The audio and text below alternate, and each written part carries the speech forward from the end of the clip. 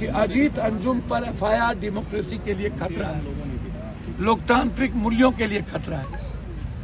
इसीलिए आप लिखें कि अजीत अंजुम जी पर किसी भी कीमत पर इतने वरिष्ठ पत्रकार जो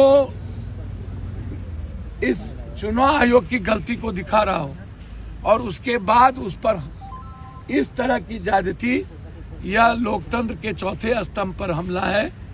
इसलिए अजीत अंजुम पर से केस वापस लिया जाए और वहां के डीएम की पूरी जांच की जाए। सर, प्रमुख नेता हैं आप विपक्ष के, लगातार आप सवाल उठाते रहे हैं, अब क्या कुछ करेंगे सर? मैं अभी अजीत अंजुम जी और अपराध के मुद्दों को लेकर के हम लोग, हमारे प्रभारी लारू जी ने आदेश किया है कि हम लोग हेडक्वार्टर की ओर बढ़ेंगे।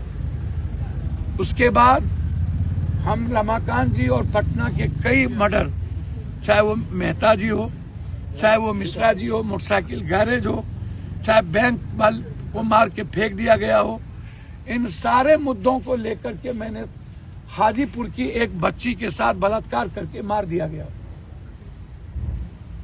तो हम सारे घटना को लेकर के हमने राष्ट्रपति शासन की मांग की है। सीतामढ़ी में भी एक कारोबारी को मार दिया। हमने रमाकांत जी के पूरे परिवार को इसको मारने की धमकी मिल रही। ये मुखिया है। हमने कहा कि इनके परिवार की सुरक्षा और इस केस की जांच कि वहां कौन कौन थे और भी शूटर था, उसका लोकेशन, और उस लोकेशन के तहत जो जो मोबाइल था वो केस में इन्वॉल्व है।